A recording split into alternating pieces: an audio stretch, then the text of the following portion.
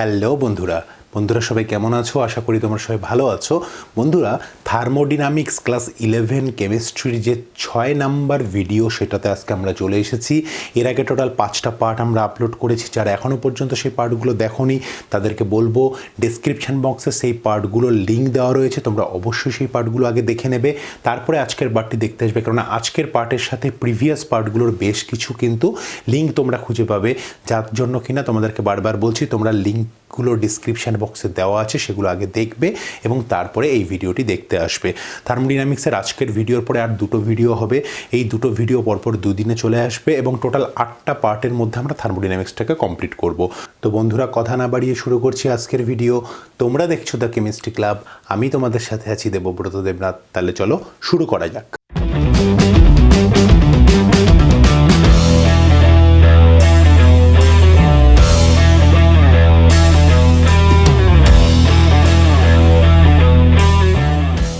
বন্ধুরা, ভিডিওর প্রথমেই আজকে আমরা বলে দিচ্ছি, আজকে আমরা যে টপিকগুলো নিয়ে আলোচনা করব সেটা হচ্ছে থার্মোডিনামিক্সের যে ফার্স্ট লটা ছিল, প্রথম সূত্র যেটা ছিল থার্মোডিনামিক্সের, সেই সূত্রের কোথায় কোথায় ব্যর্থতা ছিল, ঠিক আছে? এবং তার জন্য আমাদেরকে থার্মোডিনামিক্সের সেকেন্ড যে ল সেটাকে ডেভেলপ করতে হয়েছে। দেখো, যে কোনো একটা জিনিস ব্যর্থ হবে, তারপরে তো তার সেই ব্যর্থতাটাকে কেন্দ্র করে নতুন করে কোনো কিছু তৈরি হবে। তো থার্মোডিনামিক্সের প্রথম সূত্রে আমরা কি শিখেছিলাম? যে শক্তি অবিনশ্বর, শক্তিকে সৃষ্টি বা ধ্বংস করা যায় না। কোথাও যদি কোনো পরিমাণ শক্তি উৎপন্ন হয়, তার মানে অন্য কোথাও সমপরিমাণ শক্তি কি হয়েছে? নষ্ট হয়েছে। তার মানে সামগ্রিকভাবে পুরো বিশ্বব্রহ্মাণ্ডের মোট শক্তির মানটা কি সবসময় সেম রয়েছে। এটা আমরা শিখেছি এবং আমরা এটাও শিখেছি যে একটা শক্তি শুধুমাত্র অন্য কোনো শক্তিতে তার নিজেকে রূপান্তর করতে পারে। তার মানে নিজেকে অন্য কোনো এনার্জিটা, সাপোজ তোমার কাছে তাপ শক্তি আছে, সেটা যান্ত্রিক শক্তিতে রূপান্তরিত হলো। তোমার কাছে কোনো তাপ শক্তি আছে, সেটা তোমার তড়িৎ শক্তিতে রূপান্তরিত হলো। তার মানে শক্তি এক রূপ থেকে অন্য রূপে ট্রান্সফর্ম হতে পারে, পরিবর্তন হতে পারে, কিন্তু শক্তির কিন্তু বিনাশ বা শক্তির উৎপন্ন হওয়া কিন্তু সম্ভব নয়। এটা আমরা শিখেছি তাপগতিবিদ্যার প্রথম সূত্র থেকে।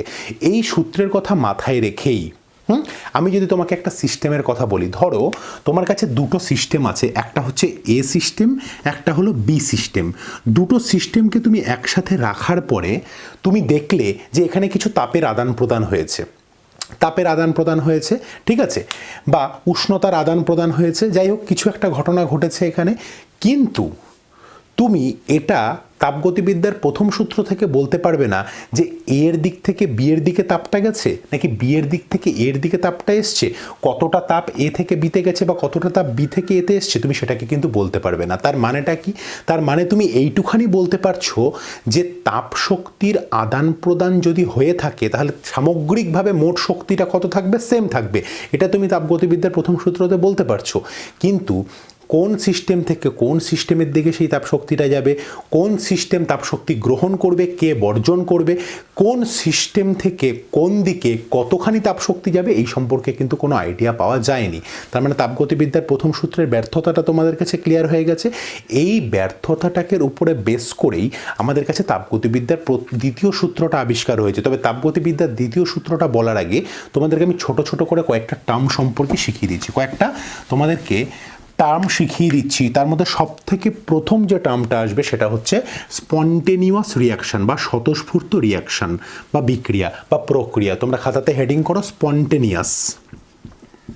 স্পন্টেনিয়াস বা স্বতঃস্ফূর্ত প্রসেস মানে প্রক্রিয়া। স্পন্টেনিয়াস বা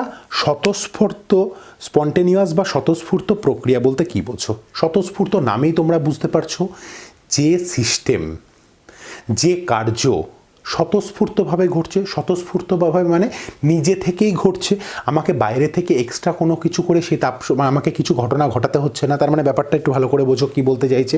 মনে করো একটা উঁচু জায়গা থেকে একটা মনে করো এরকম একটা উঁচু জায়গা থেকে নিচু জায়গা আছে, ঠিক আছে? যদি এখানে তুমি জল রাখো, ওয়াটার রাখো, হ্যাঁ, তাহলে কী করবে, সেই উঁচু জায়গা থেকে নিচু জায়গায় জলটা এমনিই গড়িয়ে পড়বে। তার জন্য কি তোমাকে বাইরে থেকে কোনো শক্তি দিতে হবে? নিশ্চয়ই কোনো শক্তি দিতে হবে না। তার মানে উঁচু জায়গা থেকে নিচু জায়গাতে জল গড়িয়ে আসা, এটা কী ধরনের প্রসেস? এটা একটা স্বতঃস্ফূর্ত প্রক্রিয়া। এটার জন্য তোমাকে বাইরে থেকে কী দিতে হচ্ছে না, কোনো রকম কোনো এনার্জি দিতে হচ্ছে না, বা বাইরে থেকে কোনো রকম কোনো কিছু কার্য করতে হচ্ছে না। আচ্ছা, মনে করো এখানে একটা বস্তু আছে, সেটা উষ্ণ অবস্থায় আছে, মানে গরম অবস্থায় আছে। এখানে একটা বস্তু আছে, সেটা ঠান্ডা অবস্থায় আছে। এটা হচ্ছে হট, এটা হচ্ছে কোল্ড। তাহলে যদি তাপশক্তির আদান প্রদান হয়, তাহলে কোথা থেকে কোন দিকে হবে? হট থেকে কোল্ডের দিকে যাবে। এটার জন্য কিন্তু তোমাকে কি করতে হচ্ছে না, বাইরে থেকে কোনো কিছু প্রসেস করতে হচ্ছে না। অটোমেটিক্যালি নিজের থেকেই এই হট থেকে কোল্ডের দিকে কিন্তু তাপশক্তির আদান প্রদান হয়। উষ্ণতম জায়গা থেকে নিম্নতম জায়গার দিকে কি হয়, বা উষ্ণতম বস্তু থেকে নিম্নতম বস্তুর দিকে কি হয়, তাপশক্তির আদান প্রদান হয়। তাহলে দেখো, স্পন্টেনিয়াস প্রসেস জিনিসটা কি? মানে এমন একটা প্রসেস, যে প্রসেসটা তোমাকে কি করতে হচ্ছে, বাইরে থেকে নিজে থেকে কিছু করতে হচ্ছে না, ওটা অটোমেটিক নিজের মতো করে হচ্ছে। ঠিক আছে, তাকে আমরা কি বলবো? স্বতঃস্ফূর্ত প্রক্রিয়া বা স্পন্টেনিয়াস প্রসেস। আর একটা জিনিস তোমরা দেখতে পাচ্ছ, মনে করো জলটা নিচে থেকে উপর থেকে নিচে এরকম আসলো, এটা আবার পরিবর্তন হয়ে আবার এখান থেকে এখানে কি এরকম করে কখনো যেতে পারবে? কখনো যেতে পারবে না। তাহলে ওটা কি একমুখী রিয়াকশান হলো? তার মানে ধরো হটের থেকে কোল্ডের দিকে আমার তাপ যাচ্ছে, একটু পরে কি কোল্ডের থেকে আবার হটের দিকে তাপটা আসবে? নিশ্চয়ই না। তার মানে এর থেকে কি প্রমাণ হলো? এই যে প্রসেসগুলো, এই প্রসেসগুলো কি একমুখী, মানে ইরিভার্সেবল, মানে অপরাবর্ত প্রক্রিয়া। আমরা জানি অপরাবর্ত প্রক্রিয়া কাকে বলে, বা ইরিভার্সেবল প্রসেস কাকে বলে। আমরা জানি যে প্রক্রিয়ায় এক মুখ থেকে আরেক মুখে অভিমুখে সে প্রক্রিয়াটা হবে, কিন্তু সেটাকে আর বিপরীত দিকে কখনো আনা সম্ভব হবে না, তাকে কখনো পুনরায় পূর্বের জায়গায় ফিরিয়ে আনা প্রসেসটা করা যাবে না, তখন সেটাকে আমরা কি বলবো? অপরাবর্ত প্রক্রিয়া। তাহলে রিভার্সিবল রিয়াকশানের একটা কন্ডিশন তুমি কি বুঝলে, যে একটা স্পন্টেনিয়াস প্রসেসের তুমি কন্ডিশন কি বুঝলে, যে এটা একটা ইরিভার্সিবল প্রসেস হবে, মানে এটা একটা অপরাবর্ত প্রক্রিয়া হবে। 2 নাম্বার কি বুঝলে, যে এটা নিজে থেকেই ঘটবে, এটার জন্য বাইরে থেকে কোনো তোমাকে শক্তি নিতে হবে না, বাইরে থেকে কোনো শক্তি নিতে হবে না। ক্লিয়ার হয়েছে ব্যাপারটা? ঠিক আছে। তবে স্বতঃস্ফূর্ত প্রক্রিয়াকে দুভাগে ভাগ করা যায়।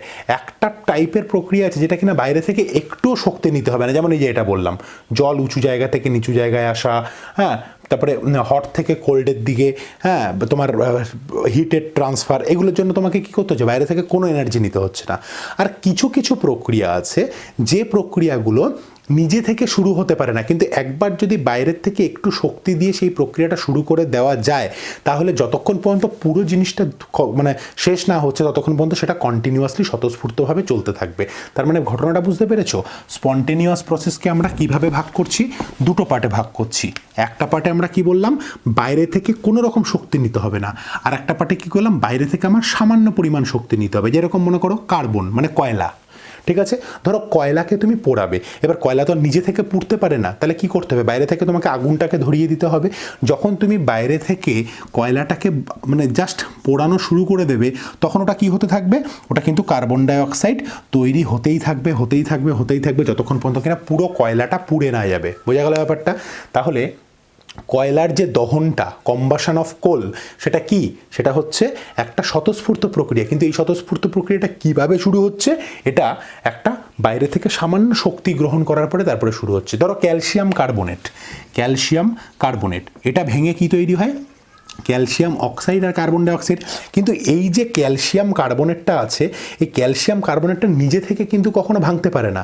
আমাকে কি করতে হয়? বাইরে থেকে একটা হিট দিতে হয়, একটা টেম্পারেচার বা এটার মধ্যে প্রডিউস করতে হয়, যার জন্য কি হয়? ওটা ভাঙা শুরু হয়। কিন্তু একবার যখন ওই উষ্ণতাটা পর্যন্ত পৌঁছে দেবো আমি ক্যালসিয়াম কার্বনেটকে, আমাকে আর পিছন দিকে ফিরে তাকাতে হবে না।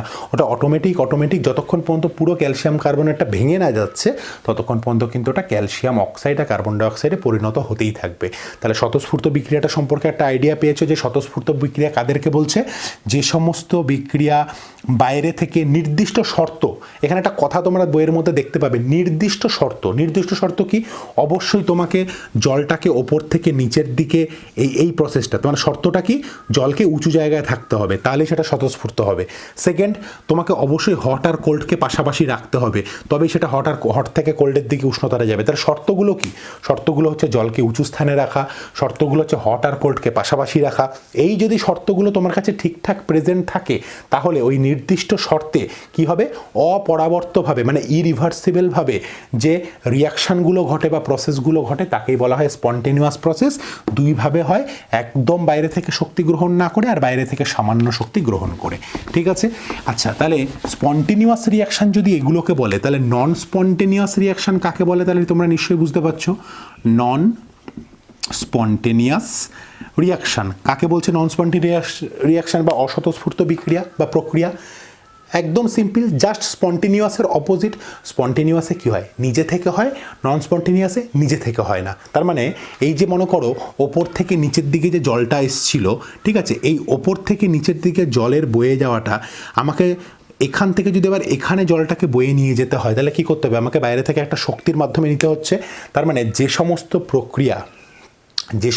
প্রক্রিয়া বাহ্যিক সাহায্য ছাড়া করা সম্ভব নয়, ঠিক আছে, সেই সমস্ত প্রক্রিয়াকে আমরা কি বলবো, তোমার নন স্পন্টেনিয়াস বা অস্বতঃস্ফূর্ত প্রক্রিয়া বলবো। ঠিক আছে, তাহলে স্বতঃস্ফূর্ত প্রক্রিয়া অস্বতঃস্ফূর্ত প্রক্রিয়ার ডিফারেন্সটা তোমরা বুঝতে পেরেছো। এখানে জাস্ট একটা থার্মোডিনামিক্সের একটা অ্যাক্টিভিটির কথা তোমরা শুনে রাখো। তোমরা নিশ্চয়ই তোমাদের মনে আছে আমরা যখন এনথ্যালপি পড়েছিলাম তখন বলেছিলাম যে তাপ উৎপাদক বিক্রিয়া, তার মানে এক্সোথার্মিক যে রিয়াকশানটা ছিল, তাপ উৎপাদক মানে যে বিক্রিয়াতে তাপ উৎপন্ন হয়, হিট প্রডিউস হয়। তার মানে সাপোজ এ প্লাস বি, এখান থেকে তৈরি হচ্ছে এ বি প্লাস তাপ, ঠিক আছে, প্লাস তাপ, ঠিক আছে। তার মানে তাপ উৎপাদক বিক্রিয়ার ক্ষেত্রে আমরা কি জানি, আমরা জানি delta H is equal to negative হয়। ঠিক আছে, তো বেশিরভাগ ক্ষেত্রে বিভিন্ন রকম পরীক্ষা নিরীক্ষা করে দেখা গেছে, বাস্তব অভিজ্ঞতা থেকে দেখা গেছে যে 95% ক্ষেত্রে, হ্যাঁ, আমরা যে স্বতঃস্ফূর্ত রিয়াকশানের কথা বলছি না, স্বতঃস্ফূর্ত স্পন্টেনিয়াস রিয়াকশান, তার ক্ষেত্রে delta H is equal to negative হয়। এটা 95% ক্ষেত্রে। ব্যাপারটা ভালো করে বোঝার চেষ্টা করো। তার মানেটা কি দাঁড়াচ্ছে, যে কোনো এক্সোথার্মিক রিয়াকশান সেটা কি হবে, সেটা স্বতঃস্ফূর্ত হবে, স্পন্টেনিয়াস হবে। 2 নাম্বার, এক্সোথার্মিক রিয়াকশান যখন হচ্ছে তখন হিট প্রডিউস হচ্ছে, তার মানে তখন সেক্ষেত্রে কী হচ্ছে, delta H is equal to negative হচ্ছে। তাহলে থার্মোডিনামিক অ্যাক্টিভিটির কথা তুমি যদি বলো তাহলে আমরা কি বলবো, যে 95% ক্ষেত্রে স্বতঃস্ফূর্ত বিক্রিয়ায় কি হয়, ডেল্টা এইচের মান হ্রাস পায়, অর্থাৎ তাপ উৎপাদন হয়। তবে এমন কিছু কিছু বিক্রিয়া আছে যেখানে খুব কম, ওই যে বললাম 5% মতো বিক্রিয়া হবে যেখানে কি হয়, ডেল্টা এইচ পজিটিভ হয়, কিন্তু সেটা খুব স্পেশাল কেস। যেমন মনে করো মার্কিউরিক অক্সাইড, এটা ভেঙে কি তৈরি হচ্ছে, Hg প্লাস হাফ O2, এটা তৈরি হচ্ছে, এটার ক্ষেত্রে ডেল্টা এইচের মান পজিটিভ হয়। মানে এই ধরনের খুব রেয়ার কয়েকটা রিয়াকশান আছে যাদের ক্ষেত্রে ডেল্টা এইচের মান পজিটিভ হয় কিন্তু বিক্রিয়াটা কি স্বতঃস্ফূর্ত। ঠিক আছে, তাহলে স্বতঃস্ফূর্ত বিক্রিয়ার ক্ষেত্রে 95% ক্ষেত্রে ডেল্টা এইচের মান নেগেটিভ হয়। তার মানে স্বতঃস্ফূর্ত বিক্রিয়াগুলো সাধারণত কি হয়, তাপ উৎপাদক মানে এক্সোথার্মিক রিয়াকশান হয়।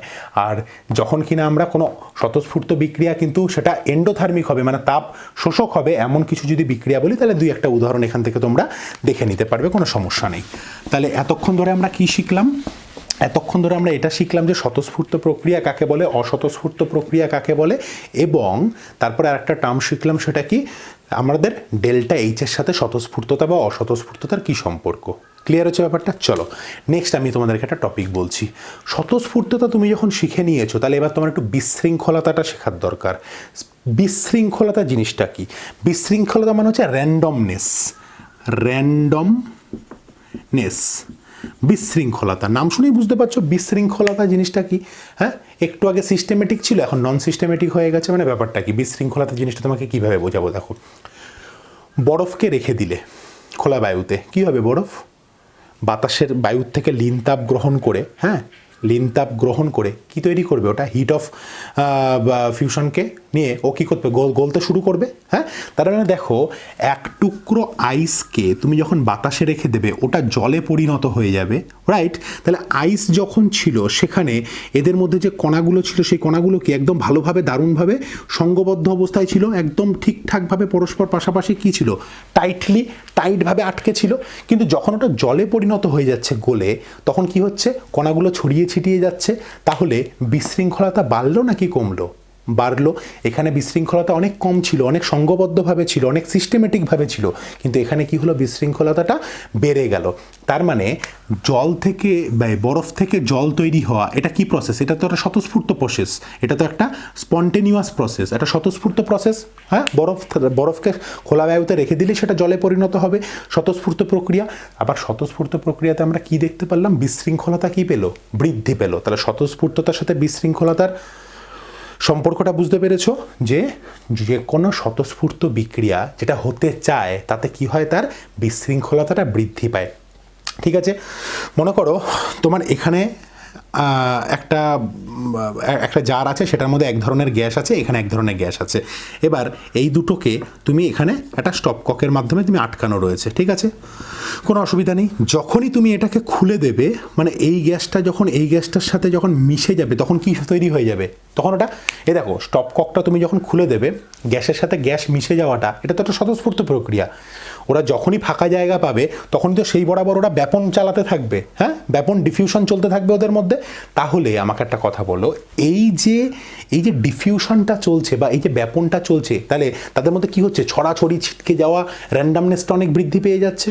হ্যাঁ, তার মানে এটাও একটা স্বতঃস্ফূর্ত প্রক্রিয়া। তার মানে আমরা একটা জিনিস বুঝতে পারলাম যে স্বতঃস্ফূর্ত বা স্পন্টেনিয়াস রিয়াকশানের ক্ষেত্রে সেটার কি হয়, সেটার বিশৃঙ্খলতা বৃদ্ধি পায়। ঠিক আছে, আর একটু আগে আমরা কি শিখলাম, একটু আগে আমরা শিখলাম সাধারণত মানে হাই এনথ্যালপি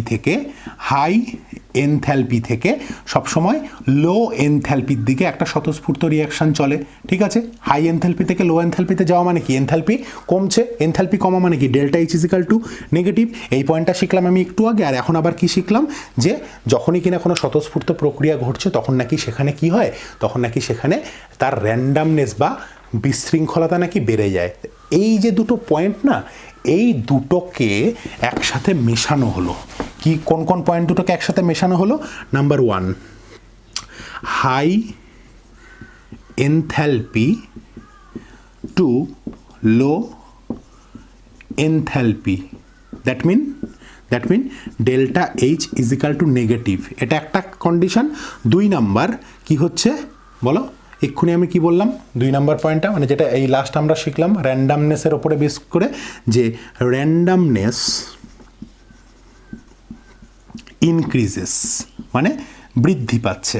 তার মানে এই দুটো জিনিস যেটা কিনা একটা স্পন্টেনিয়াস রিয়াকশানের বা একটা স্পন্টেনিয়াস প্রসেসের মেন দুটো ফ্যাক্টর। ঠিক আছে, একটা স্পন্টেনিয়াস প্রসেসের জন্য এই ফ্যাক্টরটা আর এই ফ্যাক্টরটা হচ্ছে মেন দুটো ফ্যাক্টর। আর এই দুটো ফ্যাক্টরকে কি বলা হয়, ড্রাইভিং ফোর্স, মানে চালক বল। চালক বল বলতে কি বোঝো বা ড্রাইভিং ফোর্স বলতে কি বোঝো? সিম্পল কনসেপ্ট, একটা স্বতঃস্ফূর্ত বিক্রিয়া আছে, স্বতঃস্ফূর্ত প্রক্রিয়া আছে, সেই স্বতঃস্ফূর্ত প্রক্রিয়া হওয়ার জন্য কোন দুটো ফ্যাক্টর আমাকে ওই স্বতঃস্ফূর্ত প্রক্রিয়াটাকে চালনা করছে, ওই স্বতঃস্ফূর্ত প্রক্রিয়াটা কেন হচ্ছে, তার নাম্বার 1 কারণ হচ্ছে হাই এনথ্যালপি, তার নাম্বার 2 কারণ হচ্ছে driving force, that's all. Number 1 কারণ হচ্ছে হাই এনথ্যালপি থেকে লো এনথ্যালপি, আর নাম্বার 2 হচ্ছে র্যান্ডমনেস ইনক্রিজেস। বোঝা গেল, মানে র্যান্ডমনেস বৃদ্ধি পাচ্ছে, তার মানে বিশৃঙ্খলতা বৃদ্ধি পেলে সেটা স্পন্টেনিয়াস রিয়াকশন হবে, আর এনথ্যালপির মান যদি কমে তাহলে সেটা স্পন্টেনিয়াস রিয়াকশন হবে। তাহলে এই দুটোকে বলা হয় ড্রাইভিং ফোর্স। পরীক্ষায় কোশ্চেন আছে, নিম্নলিখিত কোন প্রক্রিয়া দুটি বা নিম্নলিখিত কোন প্যারামিটার দুটি ড্রাইভিং ফোর্স নামে পরিচিত, বা চালক বল বলতে কি বোঝো, চালক বলের সাথে স্বতঃস্ফূর্ততার মানে সম্পর্ক কি, এই ধরনের পরীক্ষায় কিন্তু প্রশ্ন আসে। ক্লিয়ার হয়েছে? তাহলে আমরা এতক্ষণে স্পন্টেনিয়াস রিয়াকশন, নন স্পন্টেনিয়াস রিয়াকশন শিখে নিলাম। স্বতঃস্ফূর্ততা কখন হচ্ছে, তার সাথে বিশৃঙ্খলতার কি সম্পর্ক, সেটাও আমরা শিখে নিলাম। ঠিক আছে, এইবার এত কিছু যখন শিখে নিলাম, এবার আমি থার্মোডাইনামিক্সের সেকেন্ড লতে যেতে পারি। ঠিক আছে, তোমরা হেডিং করো থার্মোডাইনামিক্সের সেকেন্ড ল অফ থার্মোডাইনামিক্স। একটাই কথা থার্মোডাইনামিক্সের সেকেন্ড ল, সেটা কি বলছে, এই প্রকৃতিতে স্বতঃস্ফূর্ত যে প্রক্রিয়াগুলো হয়, মানে যে স্পন্টেনিয়াস যে প্রক্রিয়াগুলো হয়, সেগুলো কি হয়, সেগুলো ই রিভার্সিবল হয়, আমরা জানি ইরিভার্সিবল মানে কি অপরাবর্ত প্রক্রিয়া, ঠিক আছে, এবং একটা নির্দিষ্ট দিক থেকে আর একটা নির্দিষ্ট দিকে পরিচালিত হয়। তার মানে হট থেকে কোল্ডের দিকে জল, হ্যাঁ, উঁচু জায়গার থেকে নিচু জায়গার দিকে একটা নির্দিষ্ট দিকে সেটা মানে পরিচালিত হয় এবং সেটা অপরাবর্তভাবে পরিচালিত হয়, ঠিক আছে। এটাই হচ্ছে থার্মোডাইনামিক্সের সেকেন্ড ল। যদিও বিভিন্ন সায়েন্টিস্টরা এই কথাটাকেই অন্যরকমভাবে ব্যাখ্যা করেছে। আমি তোমাদেরকে স্ক্রিনের উপরে দেখাচ্ছি বিভিন্ন সায়েন্টিস্টের মতামত। সেখানে তোমরা প্ল্যাঙ্কের উক্তি দেখতে পাচ্ছ, বা ক্লসিয়াসের উক্তি দেখতে পাচ্ছ, বা কেলভিনের উক্তি দেখতে পাচ্ছ। সব থেকে ইন্টারেস্টিং এবং বুঝতে যেটা পারবে সেটা হচ্ছে ক্লসিয়াসের উক্তি। দেখো ক্লসিয়াসের উক্তিতে কি লেখা আছে, বলছে কোনো বাহ্যিক সাহায্য ছাড়া কোনো যন্ত্রের পক্ষে নিম্ন উষ্ণতা বিশিষ্ট বস্তু থেকে তাপ শোষণ করে সেই তাপকে উচ্চ উষ্ণতা বিশিষ্ট বস্তুতে বর্জন করা সম্ভব নয়। তার মানে ঘটনাটা কি বলতে চেয়েছে, নিম্ন উষ্ণতা বিশিষ্ট যদি কোনো, হ্যাঁ, মানে কোল্ডের থেকে হটের দিকে আমি কোনো একটা প্রক্রিয়াকে নিয়ে যাব এবং তার জন্য আমি কোনো এমন একটা মেশিন ব্যবহার করব যে মেশিনটা বা যে ইঞ্জিনটা আমার এমনি মানে কাজটাকে করে দেবে কোনো রকম শক্তি ছাড়া। এই দেখো একটা এনার্জি, একটা ইঞ্জিন, সেই ইঞ্জিনটা দিয়ে আমরা কি করছি, আমরা মানে কোল্ডের থেকে হটের দিকে আমরা যাচ্ছি, তার মানে নিম্ন শক্তি থেকে উচ্চ শক্তির দিকে যাচ্ছি, বা নিম্ন উষ্ণতা থেকে উচ্চ উষ্ণতার দিকে যাচ্ছি, যেটা কিনা অ্যাকচুয়ালি স্বতঃস্ফূর্ত নয়। স্বতঃস্ফূর্ত কি, হটের থেকে কোল্ডের দিকে যাওয়া। কিন্তু তবু যদি আমি কোল্ডের দিক থেকে হটের দিকে যেতে চাই তাহলে আমাকে বাইরে থেকে কারো সাহায্য নিতে হবে। মনে করো আমি একটা ইঞ্জিনের সাহায্য নিচ্ছি, এবার ইঞ্জিনটা আমাকে সেই ইঞ্জিনটাকে তো চালাতে হবে, তো ইঞ্জিনটাকে চালাতে গেলে আমার ইলেকট্রিসিটি লাগবে, তার মানে আমাকে একটা শক্তি খরচা করতে হচ্ছে। এটা কি কোনোদিনও সম্ভব যে আমি ইঞ্জিনটাকে শক্তি খরচা না করে চালাবো এবং ইঞ্জিনটা অটোমেটিক কোল্ডের থেকে হটের দিকে নিয়ে যাবে? এটা কোনোদিনও সম্ভব না। তাই এটাই বলতে চেয়েছে যে এমন কোনো ইঞ্জিন বানানো সম্ভব নয় যে যেটা কিনা বাহ্যিক সাহায্য ছাড়া নিম্নতম উষ্ণতা থেকে উচ্চতম উষ্ণতার দিকে একটা কার্য সম্পাদন করবে। এটা কোনোদিনও পসিবল না। তাহলে তাপগতিবিদ্যার দ্বিতীয় সূত্রটা বুঝতে পেরেছো। এবার এটার গাণিতিক রূপ সম্পর্কে আলোচনা করব। জাস্ট তোমাদেরকে একটা কথা বলি, আমি একটু আগে তোমাদেরকে বললাম না, যেটা আমি বলতে ভুলে গেছি, তোমরা এর আগে যেখানে ওই স্বতঃস্ফূর্ততা আর বিশৃঙ্খলতা নিয়ে লিখেছো, আমরা কি দেখলাম যে স্বতঃস্ফূর্ততা, হ্যাঁ, যখন হবে তার মানে বিশৃঙ্খলতা সবসময় বৃদ্ধি পাবে। এমন একটা দুটো কন্ডিশন আছে যেখানে কি না স্বতঃস্ফূর্ততা হ্রাস পেলে সেটা কি হয়, সেটার ক্ষেত্রে বিশৃঙ্খলতা যদি হ্রাস পায় তাহলে স্বতঃস্ফূর্ততা সেখানে হয়। কীরকম ব্যাপার, শীত প্রধান দেশে, ঠান্ডার দেশ, হ্যাঁ, সেখানে কি সবসময় টেম্পারেচার 0 ডিগ্রি সেন্টিগ্রেডের নিচের দিকে থাকে, এত ঠান্ডা থাকে সবসময়। সেখানে কি হয়, সেখানে জল জমে বরফ হয়ে যাচ্ছে। জল যদি জমে বরফ হয়ে যায়, আমি একটু আগে কী বললাম, বরফ গলে জল হয়ে যাওয়া, সেটা একটা স্বাভাবিক প্রসেস, একটা স্বতঃস্ফূর্ত প্রক্রিয়া। এবং তার জন্য কি হচ্ছে, বরফ থেকে যখন জল পরিণত হচ্ছে তখন তার কি হচ্ছে বলো, তখন তার স্বতঃস্ফূর্ততা হলেও তার সাথে সাথে কী হচ্ছে, বিশৃঙ্খলতা বৃদ্ধি পাচ্ছে। কিন্তু শীত প্রধান দেশে কি হয়, নর্মাল টেম্পারেচার, মানে শীতপ্রধান দেশে যে এতটাই কম টেম্পারেচার থাকে যে সবসময় জল জমে বরফে পরিণত হয়। তাহলে জল জমে বরফে পরিণত হওয়াটা শীতপ্রধান দেশে কি একটা নর্মাল প্রসেস, একটা স্বতঃস্ফূর্ত প্রক্রিয়া। কিন্তু জল যদি জমে বরফে পরিণত হয় তাহলে স্বতঃস্ফূর্ততা, বিশৃঙ্খলতার মান কি হচ্ছে, কমে যাচ্ছে না? জলে বিশৃঙ্খলতা বেশি, বরফ হয়ে গেল, সেটা টাইটলি প্যাকড হয়ে গেল, তাহলে বিশৃঙ্খলতা কম। তাহলে এরকম দুই একটা রেয়ার কেস আছে যখন কিনা বিশৃঙ্খলতা হ্রাস পাবে কিন্তু তাও সেটা স্বতঃস্ফূর্ত হবে। এটা এই যে কন্ডিশন, যে তাদেরকে শীত প্রধান দেশে হতে হবে, ঠিক আছে, আমার মনে ছিল না, তোমাকে বলে দিলাম। ওই জায়গাটায় এই পয়েন্টটা একটু লিখে নিও যেখানে তোমরা স্বতঃস্ফূর্ততার পয়েন্টটা লিখেছো। ওকে, এবার হেডিং করো mathematical formulation, mathematical formulation of second law of thermodynamics. থার্মোডিনামিক্সের যে দ্বিতীয় সূত্র, তার যে গাণিতিক রূপ, সেটাকে আমরা কিভাবে করব। দেখো, থার্মোডিনামিক্সের দ্বিতীয় সূত্রটা অ্যাকচুয়ালি একটা বিশাল বড় সূত্র। সত্যি কথা বলতে আমরা যখন অনার্সে পড়েছিলাম, হ্যাঁ, কেমিস্ট্রি অনার্স নিয়ে যখন পড়েছিলাম তখন থার্মোডাইনামিক্সটা আমরা পড়েছিলাম। সেখানে কার্নট সাইকেল, কার্নট রেফ্রিজারেশন, অনেক কিছু আমাদেরকে শিখতে হয়েছিল, ঠিক আছে, মানে অনেক ডিটেলসে আমরা শিখেছিলাম। কিন্তু তোমাদের এখন বোর্ডের পারপাসে এখন তোমাদের থার্মোডাইনামিক্স চ্যাপ্টারটা ঢুকিয়ে দিয়েছে বটে, কিন্তু সবগুলো টেস্ট তো এখানে দেওয়া পসিবল হচ্ছে না।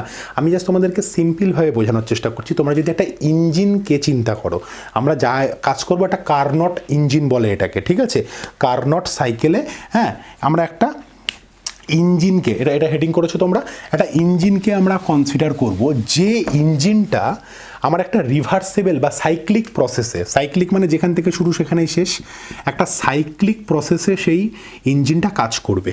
এবং কিভাবে কাজ করবে দেখো, এখানে একটা সোর্স আছে মানে যেখান থেকে সে কাজটা শুরু করবে, আর এখানে একটা সিঙ্ক আছে মানে যেখানে গিয়ে সে কাজটা শেষ করবে। এবার আমরা কি জানি উষ্ণ থেকে মানে কোল্ড, মানে হটের থেকে কোল্ডের দিকে আমাদের নর্মালি একটা স্বতঃস্ফূর্ত প্রক্রিয়া ঘটে, একটা হট, হ্যাঁ, আর একটা কোল্ড।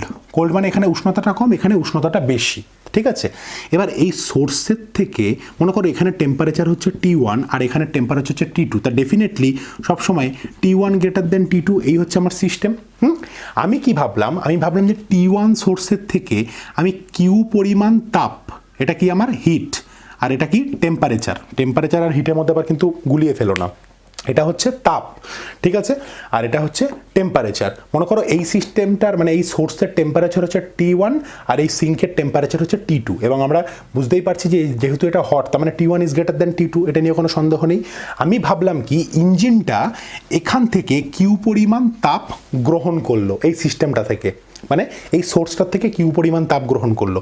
ও যখন কিউ পরিমাণ তাপ গ্রহণ করবে তাহলে তো কিছু পরিমাণ কার্য করবে, তো তাহলে সেই কার্যের মান কত হচ্ছে, দেখো ওয়ার্ক ইজ ইকুয়াল টু যে পরিমাণ তাপ ও গ্রহণ করেছে ইনটু তার T1 minus T2 by T1। কেন T1 মাইনাস T2 করলাম, যেহেতু T1 গ্রেটার দ্যান T2, হ্যাঁ, তাহলে এই উষ্ণতার সাপেক্ষে এতটা উষ্ণতা চেঞ্জ হয়েছে, এই পরিমাণ তাপ নেওয়ার জন্য আমার এই উষ্ণতার সাপেক্ষে এতটা, ভালো করে বোঝার চেষ্টা করো কিন্তু, আমার যদি 100 ডিগ্রি সেন্টিগ্রেড এখানকার টেম্পারেচার হয় তাহলে 100 ডিগ্রি সেন্টিগ্রেড টেম্পারেচারের রেসপেক্টে আমার মনে করো এখান থেকে 50 কিলোজুল তাপ নিয়েছে, ঠিক আছে, এটা মনে করো 50 কিলোজুল তাপ নিয়েছে 100 ডিগ্রি সেন্টিগ্রেডের রেসপেক্টে, আর এখানে এই যে T2 এর যে মানটা সেটা দেখা গেল 20, ঠিক আছে, তাহলে 100 থেকে 20 এতটা আমার চেঞ্জ হলো, কার রেসপেক্টে, 100 রেসপেক্টে চেঞ্জ হলো, এবং তার জন্য ও কি করেছে, কতটা পরিমাণে ও তাপ গ্রহণ করেছিল, কিউ পরিমাণে, হ্যাঁ, তাহলে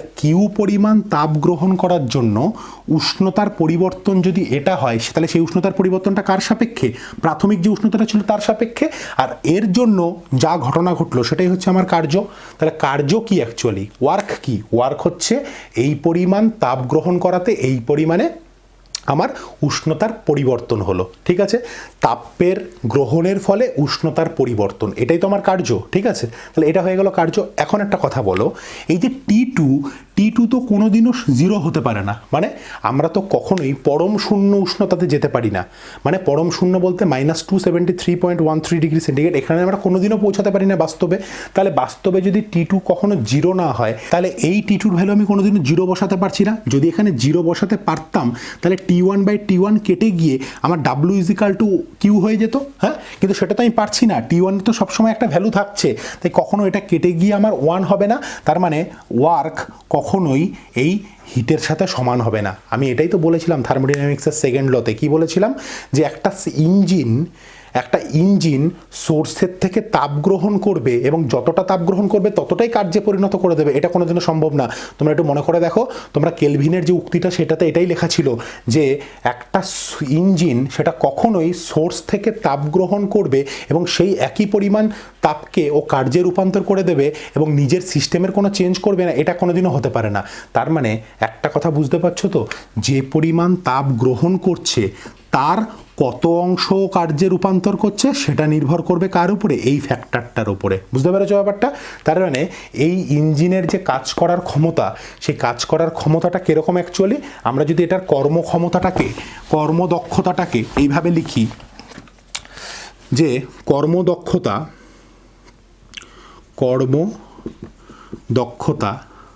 বা ওয়ার্ক পোটেনশিয়াল, এটাকে যদি আমরা ইটা চিহ্ন দিয়ে প্রকাশ করি, ইটা, হ্যাঁ, এনের মতো দেখতে, এটা ইজ ইকুয়াল টু ইঞ্জিন দ্বারা যে কৃতকার্য হয়েছে সেই কৃতকার্য বাই ইঞ্জিন যে পরিমাণে তাপ নিয়েছে, তাই তো আমি যতটা পরিমাণে তাপ গ্রহণ করেছি তার রেসপেক্টে আমি কতটা কার্য করেছি সেটাই আমার ক্ষমতা।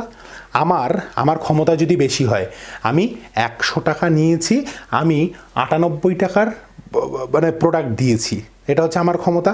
আবার আরেকজন আছে, সে 100 টাকা নিয়েছে, সে 95 টাকার প্রোডাক্ট দিয়েছে, সে কেউ 100 টাকা নিয়েছে, সে 90 টাকার প্রোডাক্ট দিয়েছে। তার মানে ঘটনাটা কি বুঝতে পারছো, যে আমি তাপ নিয়েছি এতটা পরিমাণ, তার রেসপেক্টে কার্য করেছি কতটা পরিমাণ। এটা আর এটা তো কখনো সমান না, যদি সমান হতো তাহলে তো আমাদের এত কিছু হতোই না। এটা আর এটা সমান না, এটাকে আমরা কি বলি, আবার ডাব্লিউ ইজিক্যাল টু কি, আমরা একটু আগে দেখলাম W equal to Q into T1 minus T2 by T1 by Q, Q Q কেটে গেল, তাহলে eta equal to T1 minus T2 by T1 যখন কিনা T1 গ্রেটার দেন T2, তাহলে এটা হয়ে গেল কর্মদক্ষতার পরিমাণ। ঠিক আছে, তাহলে একটা ইঞ্জিন কতটা ভালো কার্য করতে পারে, সেই ইঞ্জিনটা তাপ গ্রহণ করে কতটা কার্য সম্পাদন করতে পারে তার কর্মদক্ষতার উপর নির্ভর করে। যার কর্মদক্ষতা যত বেশি, সে তত ভালো কাজ করতে পারছে। বোঝা গেল ব্যাপারটা? এটাকে আমরা ইটা বা কর্মদক্ষতা দিয়ে প্রমাণ করি। ঠিক আছে, আমি তোমাদেরকে একটা অঙ্ক বলছি, তোমরা লেখো। একটা অঙ্ক বলছি। আগের দিন আমাকে একজন কমেন্টে জানালো যে স্যার আপনি আগে পুরো অঙ্কটা একবার পড়ে নেবেন, তারপরে আপনি করবেন। আচ্ছা ঠিক আছে, লেখো। একটি লাল এবং একটি কালো, এই দুটি স্টিম ইঞ্জিন 227 ডিগ্রি সেন্টিগ্রেড উষ্ণতায় স্টিম গ্রহণ করে। 227 ডিগ্রি সেন্টিগ্রেড উষ্ণতায় স্টিম গ্রহণ করে। লাল ইঞ্জিনটি, একটা রেড আর একটা ব্ল্যাক, ওকে। লাল ইঞ্জিনটি 27 ডিগ্রি সেন্টিগ্রেড উষ্ণতায় আর কালো ইঞ্জিনটি 47 ডিগ্রি 47 ডিগ্রি সেন্টিগ্রেড উষ্ণতায় স্টিম বর্জন করে। ইঞ্জিন দুটির দক্ষতার তুলনা করো। চলো বানাই। রেড ইঞ্জিন আর ব্ল্যাক ইঞ্জিন দুজনের ক্ষেত্রে T1 এর মান কত? 227 ডিগ্রি সেন্টিগ্রেড। তার মানে 227 plus 273 is equal to 500 kelvin. 200 200 400, হ্যাঁ 500 কেলভিন। হ্যাঁ, এটার ক্ষেত্রেও T1টা কত? 500 কেলভিন। ওকে, আচ্ছা। T2 কত বলেছে রেডের ক্ষেত্রে? 27 ডিগ্রি সেন্টিগ্রেড। তাহলে 27 ডিগ্রি সেন্টিগ্রেড তার মানে হচ্ছে 273 প্লাস 27 ইজিক্যাল টু 300 কেলভিন। আর এটার ক্ষেত্রে T2 হচ্ছে 47 ডিগ্রি সেন্টিগ্রেড, তার মানে হচ্ছে 273 প্লাস 47, তাহলে 320 কেলভিন। তাহলে এটার ক্ষেত্রে কর্মদক্ষতা ইটা ইজিক্যাল টু কত হবে? বলে ফেলো। 500 মাইনাস 300 বাই 500। আর এটার ক্ষেত্রে কর্মদক্ষতা কত হবে? 500 মাইনাস 320 বাই 500। ঠিক আছে, তাহলে এটা হচ্ছে 200 বাই 500, মানে 2/5 যদি ভাগ করি 0.4। এটার ক্ষেত্রে কত হচ্ছে? 180 বাই 500, 0 0 কেটে গেল। এখানে কত হচ্ছে? 18/5, সরি 500, 0 0 কেটে গেল। 18/50, 9 দুগুণি 18, 25 দুগুণি 50, তাহলে 9/25, 9, 0.325, 75, 15, 0, 6 25, 150। ঠিক আছে, তাহলে এটা হচ্ছে 0.36। এটা কত দাঁড়ালো? 0.36। এটা কত দাঁড়ালো? 0.4। 0.4 এটাকে পার্সেন্টেজে হিসাব করলে আমার কত আসছে? আমার আসছে 40%। আর 0.36 এটাকে কত দাঁড়াচ্ছে? এটাকে দাঁড়াচ্ছে হচ্ছে আমার 36%। তাহলে এই ইঞ্জিনের কর্মদক্ষতা 40% আর কালো ইঞ্জিনের কর্মদক্ষতা 36%। তাহলে 40% যে লাল ইঞ্জিনটা, তার অবশ্যই কি হচ্ছে? কর্মদক্ষতা ব্ল্যাক ইঞ্জিনের থেকে বেশি হচ্ছে। ক্লিয়ার হচ্ছে ব্যাপারটা? চলো নেক্সট আরেকটা অঙ্ক করি। বলছে একটি কার্নোট ইঞ্জিনে 1897.86 কিলোজুল তাপ সরবরাহ করা হলো। 1897.86 কিলোজুল তাপ সরবরাহ করা হলো। ওকে, 1897.86।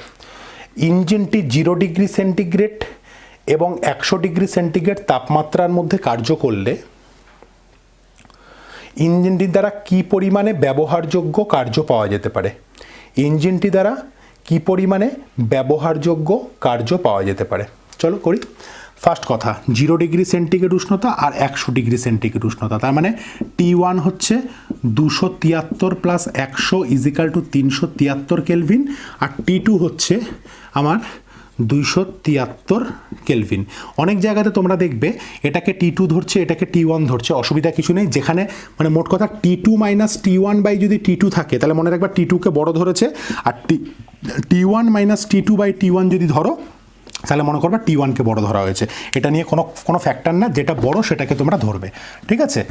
তাহলে এটাকে আমি T1 ধরলাম, এটাকে T2 ধরলাম, তাহলে কর্মদক্ষতা ইটা ইজিক্যাল টু কি T1 minus T2 by T1, 373 minus 273 by 373 is equal to 100 by 373। 100 by 373 মানে হচ্ছে 0.268, ঠিক আছে? তাহলে 0.268 হচ্ছে কি তার ইটা মানে কর্মদক্ষতা, মানে 26.8%। এইবার আমাকে কি বলেছে, আমাকে বলে দিয়েছে এত কিলোজুল তাপ, তাহলে কিউর মান কত 1897.86 কিলোজুল, আর ইটার মান কত পেলাম আমি 0.268। সুতরাং থার্মোডাইনামিক্সের সেকেন্ড ইকুয়েশন থেকে আমরা কি পাই, W equal to Q into eta, তার মানে কিউ মানে কত 1897.86 ইন্টু কত দাঁড়ালো 0.268। আমাকে কমেন্ট বক্সে উত্তরটা জানাবে যে এটার উত্তরটা কত হচ্ছে, ঠিক আছে? কত কিলোজুল হচ্ছে উত্তরটা আমাকে জানাবে কমেন্ট বক্সে, ওকে? তো বন্ধুরা মোটামুটি এই ধরনের যে থার্মোডাইনামিক্সের সেকেন্ড ল বা থার্মোডাইনামিক্সের সেকেন্ড লয়ের যে গাণিতিক রূপ সেই ব্যাপারে কিন্তু আমাদের মোটামুটি এই পার্টটা হয়ে গেল, ঠিক আছে? এখন আমরা ঢুকবো একটা নতুন টপিকে, যে টপিকটা কিনা এই চ্যাপ্টারের অন্যতম সেরা টপিক একটা এবং অত্যন্ত ইম্পর্ট্যান্ট টপিক, সেটা হচ্ছে এনট্রপি। তোমরা খাতাতে হেডিং করো এনট্রপি। এনট্রপি সংক্রান্ত যাবতীয় সমস্ত কিছু আমি ডিটেলসে পরের ক্লাসে বলবো। আজকে জাস্ট বলে দিচ্ছি এনট্রপি জিনিসটা কি, কেন এতবার আমরা এনট্রপির মানে গায়ের উপর দিয়ে চলে গেছি কিন্তু এনট্রপি ভাষাটাকে বলিনি। এখন যখন বলবো তখন বুঝতে পারবে আমরা অলরেডি এনট্রপি নিয়ে অনেক কিছু আলোচনা করেছি। কি বলছে, কোনো একটা সিস্টেমের বিশৃঙ্খলতার পরিমাণকে তার এনট্রপি বলে, ব্যাস, আর কিছু না, আর কিছুই না। মানে দেখো, বরফ ছিল তো গলে জল হয়ে গেল, এটা বরফ ছিল, এটা জল হয়ে গেল, এটা আইস ছিল। এখানে বিশৃঙ্খলতা কী ছিল, কম ছিল, এখানে বিশৃঙ্খলতা কী হয়েছে, বেশি হয়েছে। তাহলে স্বতঃস্ফূর্ত এই প্রক্রিয়াটাতে বিশৃঙ্খলতা বেড়েছে। বলছে বিশৃঙ্খলতাটাকে পরিমাপ করাটাকেই বলা হচ্ছে এনট্রপি। তাহলে যদি বিশৃঙ্খলতার পরিমাণ এখানে কম হয় তার মানে এখানে এনট্রপি কম, আর বিশৃঙ্খলতার পরিমাণ যদি এখানে বেশি হয় তার মানে এটা এনট্রপি বেশি।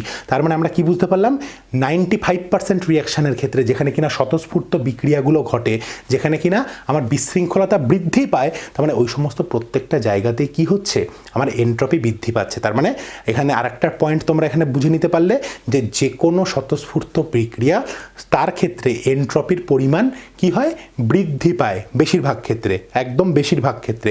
দুই একটা এক্সেপশনাল কেস আছে, সেগুলো নিয়ে ডিটেলসে পরে বলবো। তাহলে আজকে আমরা এনট্রপি কাকে বলে বুঝতে পারলাম, যে কোনো একটা সিস্টেমের বিশৃঙ্খলতা যদি পরিমাপ করি তাহলে সেই পরিমাপ করার যে এককটা তাকে বলা হচ্ছে এনট্রপি। এটাকে আমরা একটা ফর্মুলা দিয়ে আমরা প্রকাশ করতে পারি। আমরা একটা টার্ম দিয়ে, দেখো ইউ দিয়ে আমরা কি প্রকাশ করেছিলাম, ইন্টারনাল এনার্জি বা আন্তঃশক্তি। এইচ দিয়ে আমরা কি প্রকাশ করেছিলাম বলো, এইচ দিয়ে আমরা এনথ্যালপিকে প্রকাশ করেছিলাম। ঠিক তেমনি এস দিয়ে আমরা এনট্রপিকে প্রকাশ করব। বলছে এনট্রপির পরিবর্তন এটা ইজ ইকুয়াল টু একটা সিস্টেম থেকে রিভার্সিবল প্রসেসে যে পরিমাণ তাপ গ্রহণ হলো আর সেই সিস্টেমের যে উষ্ণতাটা সেটাকেই বলা হয় তার এনট্রপি। ভালো করে একটু দেখো, ভালো করে বুঝবে। এর আগে আমরা কি বলেছি, যে কোনো সিস্টেমের যদি তাপের কোনো আদান প্রদান না হয়, তাপের আদান প্রদান যদি না হয় তাহলে সেই সিস্টেমে কোনো বিশৃঙ্খলতার পরিবর্তন হয়নি। তাপের আদান প্রদান যদি না হয় তাহলে সেটির বিশৃঙ্খলতার কোনো পরিবর্তন হয়নি, ঠিক? এবার যদি বিশৃঙ্খলতার পরিবর্তন না হয় তাহলে এনট্রপির পরিবর্তন কিছু হবে না। হ্যাঁ, তাহলে অবভিয়াসলি একটা সিস্টেমে তাতে কি করতে হবে, আমাকে তাপের পরিবর্তন করতে হবে, তবেই তার এনট্রপির পরিবর্তন হবে। তাহলে একটা নির্দিষ্ট উষ্ণতায় কোনো একটা সিস্টেমে তার তাপের পরিবর্তনটাকে যদি আমি কিউ রিভার্সিবল ধরি, রিভার্সিবল কেন বললাম, পরাবর্ত প্রক্রিয়া। আমরা এনট্রপি নিয়ে আলোচনা করব সবসময় পরাবর্ত প্রক্রিয়ার ক্ষেত্রে, অপরাবর্ত প্রক্রিয়ার ক্ষেত্রে এটা নিয়ে আমরা আলোচনা করব না। কেন করব না তার ডিটেলসটা আমি পরের দিন অবশ্যই বলবো। শুধু আজকে এইটুখানি শিখে রাখো যে একটা রিভার্সিবল প্রসেসের যে তাপ, যেটা কিনা একটা নির্দিষ্ট উষ্ণতায় একটা নির্দিষ্ট পরিমাণ তাপের যে পরিবর্তন, তার যে সিস্টেমটা, তার জন্য সেটাকে বলা হচ্ছে এনট্রপির পরিবর্তন। তোমাদেরকে মনে আছে ফার্স্ট যে ভিডিওটা, সেই ভিডিওটা আমি বলেছিলাম যে ভর নিরপেক্ষ ধর্ম, ভর সাপেক্ষ ধর্ম, তারপর হচ্ছে স্টেট ফাংশন, হ্যাঁ মানে অবস্থার অপেক্ষক এগুলো বলেছিলাম। সেখানে অবস্থার অপেক্ষক যখন বলেছিলাম যে একটা সিস্টেমের হ্যাঁ প্রাথমিক অবস্থা আর অন্তিম অবস্থা এর ওপরে যে সমস্ত অপেক্ষকগুলো নির্ভর করে, কোন পথে পরিচালিত হচ্ছে সেটার উপর নির্ভর করে না, তাকে কি বলা হয়? অবস্থার অপেক্ষক। আমরা বলেছিলাম উষ্ণতা একটা অবস্থার অপেক্ষক, ঠিক আছে? ঠিক তেমনি এই যে এনট্রপি সেটাও একটা অবস্থার অপেক্ষক। তার মানে এখানে কতটা বিশৃঙ্খলতা ছিল আর আলটিমেটলি কতটা বিশৃঙ্খলতা হলো, তার যে পরিমাপ সেটাকেই কি বলা হয়? এনট্রপির পরিবর্তন। তাহলে এনট্রপি কি? এনট্রপি একটা স্টেট ফাংশন, এটা পাথ ফাংশন না, এর পথের উপর নির্ভরশীল না। তাহলে এনট্রপি হচ্ছে স্টার মেরে লিখে নাও, একটা পাথ ফাংশন নয়, এটা একটা স্টেট ফাংশন। আর 2 নাম্বার পয়েন্ট যে দেখো যত বেশি কণা হবে তত তার মধ্যে বিশৃঙ্খলতার চেঞ্জ হবে। তার মানে কি? কণা বেশি হলে বিশৃঙ্খলতা বাড়বে, তখন কী হবে? এনট্রপির পরিমাণ বৃদ্ধি পাবে। তাহলে কণার ভরের ওপরে বা কণার সংখ্যার ওপর নির্ভর করছে এনট্রপিটা, ঠিক আছে? মানে যত বেশি পরমাণু বা কণা তত তার এনট্রপির বিভিন্ন ধরনের চেঞ্জ হচ্ছে। তার মানে এটা একটা কি? ভর সাপেক্ষ ধর্ম, হ্যাঁ ভরের ওপর নির্ভরশীল একটা ধর্ম, ঠিক আছে? তাহলে সেকেন্ড একটা পয়েন্ট লিখে রাখো, এটা একটা ভর সাপেক্ষ ধর্ম। প্রথম পয়েন্ট তোমরা লিখেছো এটা একটা স্টেট ফাংশন মানে অবস্থার অপেক্ষক। আর 3 নাম্বার আর একটা কথা লিখে রাখো, এটার একক হচ্ছে জুল পার কেলভিন পার মোল, অথবা ক্যালোরিতে যদি তোমরা করো ক্যালোরি পার কেলভিন পার মোল, ঠিক আছে? এটার এককগুলো এই দুটো লিখে রাখো। আর কোনো ডিটেলসে যাচ্ছি না আজকে, জাস্ট ইন্ট্রোডাকশনটা দিলাম। এনট্রপি জিনিসটা কি? এনট্রপি বলতে আর কিছুই না, একটা সিস্টেমের বিশৃঙ্খলতার পরিমাপ। যদি আগের থেকে পরে বিশৃঙ্খলতা বাড়ে তারপরে বুঝবো এনট্রপি বেড়েছে, আগের থেকে পরে যদি বিশৃঙ্খলতা কমে তাহলে সেটাকে বলবো এনট্রপি কমেছে।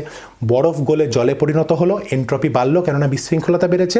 জল জমে বরফে পরিণত হলো, এনট্রপি কমলো, তার কারণ হচ্ছে এখানে কি হয়েছে? এখানে বিশৃঙ্খলতা হ্রাস পেয়েছে। তো বন্ধুরা আজকের ভিডিওতে আমরা আলোচনা করলাম তাপগতিবিদ্যার প্রথম সূত্রের ব্যর্থতা নিয়ে। সেকেন্ড আলোচনা করলাম তাপগতিবিদ্যার প্রথম সূত্র থেকে দ্বিতীয় সূত্রটা আসার যে কারণগুলো সেগুলো, এবং তার জন্য আমরা স্বতঃস্ফূর্ত প্রক্রিয়া, বিশৃঙ্খলতা, অস্বতঃস্ফূর্ত প্রক্রিয়া, বাহ্যিক সাহায্য নিয়ে এবং বাহ্যিক সাহায্য ছাড়া কি করে স্বতঃস্ফূর্ত প্রক্রিয়া হচ্ছে সেই সমস্ত জিনিসগুলো নিয়ে আলোচনা করলাম। এবং তার সাথে সাথে আলোচনা করলাম হচ্ছে তাপগতিবিদ্যার দ্বিতীয় সূত্র। তার আগে বলেছি ড্রাইভিং ফোর্স বা চালক বল বলতে কি বোঝো, এবং আমরা কর্মদক্ষতা, ইঞ্জিনের কর্মদক্ষতা কিভাবে নির্ণয় করতে হয় সেটা বললাম, এবং এনট্রপির একটা জেনারেল ধারণা দিয়ে দিলাম। পরের যে ক্লাসটা হবে সেটা সম্পূর্ণটা এনট্রপির উপরে বেস করে হবে। তো এখান থেকে আমরা নিউমেরিক্যাল করব এবং সমস্ত জিনিসগুলো করব। বন্ধুরা ভিডিওটি কেমন লাগলো অবশ্যই তোমরা কমেন্ট বক্সে জানাবে। অনেকেই আছো যারা হয়তো এখনও চ্যানেলটিকে সাবস্ক্রাইব করোনি, তারা অবশ্যই চ্যানেলটিকে সাবস্ক্রাইব করে দিও, কেননা তোমরা চ্যানেলটিকে সাবস্ক্রাইব করবে, তোমরা ভিডিওগুলোকে শেয়ার করবে, তোমাদের ভালো লাগলে লাইক করবে, তাহলে আমার মধ্যে পজিটিভ মোটিভ বাড়বে যে হ্যাঁ আমি যে পথে এগোচ্ছি সেই পথটা একদম পারফেক্ট আছে, কোনো অসুবিধা নেই, ঠিক আছে? বা আমার ফ্রিকোয়েন্সির সাথে তোমাদের ফ্রিকোয়েন্সি মিলছে, ওটা আমরা বুঝতে পারবো, আমি বুঝতে পারবো। তো তোমরা যত বেশি সাবস্ক্রাইব করবে বা যত বেশি ভিডিওটাকে লাইক করবে তত আমার মধ্যে পজিটিভ যে এনার্জিটা সেটা অনেক বাড়বে। তো তোমরা অবশ্যই চ্যানেলটিকে লাইক করো, চ্যানেলের ভিডিওগুলোকে লাইক করো, শেয়ার করো বন্ধুদের সাথে যদি তোমাদের মনে হয় যে না যে পড়ানোটা আছে ঠিকঠাক আছে বা এটা তোমাদের নলেজটাকে ইনক্রিজ করতে পারছে। এখন তো লকডাউনের সময় স্কুল খোলার চান্সেস খুব কম হয়ে গেছে। প্রথমে কিছুদিন আগে ভেবেছিলাম যে তোমার সেপ্টেম্বর থেকে হয়তো স্কুল খুললেও খুলতে পারে, এরকমই সেন্ট্রাল গভর্নমেন্ট থেকে একটা নির্দেশ দেওয়া হয়েছিল। কিন্তু বর্তমানে যে সিচুয়েশান দাঁড়িয়ে আছে তাতে মনে হয় না যে স্টেট গভর্নমেন্ট বা সেন্ট্রাল গভর্নমেন্ট এরকম কোনো রিস্ক নেবে যে উইদাউট ভ্যাকসিন কোনো রকমভাবে স্টুডেন্টসদেরকে স্কুলে আসার মতো জায়গা তারা তৈরি করবে, এরকম মনে হয় না। এটা আমার ব্যক্তিগত জায়গা থেকে আমি বলছি। তাই এখনও অনেক দিন তোমাদেরকে স্কুল ছাড়া তোমাদেরকে পড়াশোনা করতে হবে, সম্পূর্ণটা নির্ভর করতে হবে বাড়িতে তোমাদের যারা গাইড আছেন, যে সমস্ত টিচারদের কাছে তোমরা পড়ছো, হ্যাঁ, বা অনলাইন মিডিয়ামটাকে যারা ইউজ করছো, আমি চেষ্টা করছি তাদের কাছে একটুখানি যতটুকু হেল্প পৌঁছানো যায় ততটুকু হেল্প করার জন্য। আর আরেকটা বিষয় সেটা হচ্ছে একটা ছোট্ট ইনফরমেশান দিয়ে দিই, সেটা হচ্ছে যারা এখন ক্লাস 12-এ উঠলে মানে 11 থেকে যারা 12-এ উঠলে, ঠিক আছে, এটা তোমরা জানো কিনা জানি না, যে যারা কিনা গভর্নমেন্ট স্কুলে গভর্নমেন্ট আন্ডার কোনো স্কুলে পড়ো, ঠিক আছে, সে একটা স্কুল থেকে অন্য স্কুলে সে কিন্তু ক্লাস 12-এ মুভ করতে পারে। মানে আমরা কি করি, যেমন মনে করো কেউ কোনো কোনো ক্লাস পর্যন্ত মাধ্যমিক অবধি এক জায়গাতে দিল, ক্লাস 10 অবধি এক জায়গাতে পড়লো, তারপরে 11-এ উঠে সে অন্য কোনো স্কুলে মুভ করলো, হ্যাঁ, এবং ওখানে 11টা 12টা পড়লো। এখন মনে করো তুমি ক্লাস 11-এ কোনো একটা স্কুলে পড়ছো, ঠিক আছে, এটা গভর্নমেন্টের এইডেড কোনো একটা স্কুলে পড়ছো, ঠিক আছে, তুমি কিন্তু চাইলে ক্লাস 12-এ তুমি সেই স্কুলটাকে চেঞ্জ করে অন্য কোনো গভর্নমেন্ট এডেড স্কুলে তোমরা যেতে পারো। তার জন্য বেশ কিছু প্রসেস আছে, তোমরা একটু অনলাইনে সার্চ করে নেবে, হ্যাঁ, সার্চ করলেই তোমরা পেয়ে যাবে। এটা ডেট রয়েছে, একটা সেপ্টেম্বর পর্যন্ত এই ডেটটা রয়েছে, যে একটা গভর্নমেন্ট স্কুল থেকে আরেকটা গভর্নমেন্ট এডেড স্কুলে তুমি অবশ্যই যেতে পারো। তার জন্য তোমাকে বোর্ড থেকে যদি নির্দেশ দেয়, তা মানে কিছু কাউন্সিল কিছু তার জন্য নিয়ম নীতি আছে, সেগুলোকে মেনটেন করলে তোমরা কিন্তু সেটা যেতে পারো, ঠিক আছে। এই ইনফরমেশনটা দেওয়ার ছিল। আর বাড়িতে মন দিয়ে পড়াশোনা করো, প্রচুর প্র্যাকটিস করতে হবে। অলরেডি আগস্ট মাস শেষ হতে চললো, হাতে পড়ে আছে সেপ্টেম্বর, অক্টোবর, নভেম্বর, ডিসেম্বর, জানুয়ারি, ফেব্রুয়ারি, ঠিক আছে, 6 মাস মতো রয়েছে। মানে অলরেডি মানে আমাদের 3-4 মাস থেকে 5 মাস মতো অতিক্রান্ত হয়ে গেল। মার্চ মাসের সেই 22 তারিখ থেকে শুরু হয়েছে লকডাউনের জায়গাটা, তাহলে এপ্রিল, মে, জুন, জুলাই, আগস্ট, 5 মাস অলরেডি অতিক্রান্ত হয়ে গেল, ঠিক আছে। সুতরাং আর তো পিছিয়ে থাকলে হবে না। অনেকে হয়তো এরকম ভেবেছো যে আর কিছুদিন পরে শুরু করব, দেখি না লকডাউনটা উঠে যাবে বা কিছু, হ্যাঁ, এরকম নয় ব্যাপারটা। এখন মানুষ যেভাবেই যতটুকু পারছে স্বাভাবিক জীবনযাপন করার চেষ্টা করছে, যদিও পারছে না, ঠিক আছে, স্বাভাবিক জীবনযাপন করতে গিয়ে বারবার করে ধাক্কা খাচ্ছে, হ্যাঁ, ট্রান্সপোর্টের দিক থেকে অসুবিধা হচ্ছে, অনেক ধরনের অসুবিধা হচ্ছে। তো এই জায়গাতে দাঁড়িয়ে আমি তোমাদেরকে একটাই কথা বলছি, অনলাইন মিডিয়ামটাকে ইউজ করো, কিন্তু সেটা যেন ক্ষতিকর না হয়, ঠিক আছে। পড়াশোনার কাজে ইউজ করছো, সেটা পড়াশোনার পার্সপেক্টিভে ইউজ করো, তাহলেই কিন্তু তোমাদের বেটার হবে। তো বন্ধুরা, দেখা হবে পরের ভিডিওতে। ততক্ষণ পর্যন্ত ভালো থেকো, সুস্থ থেকো, নমস্কার।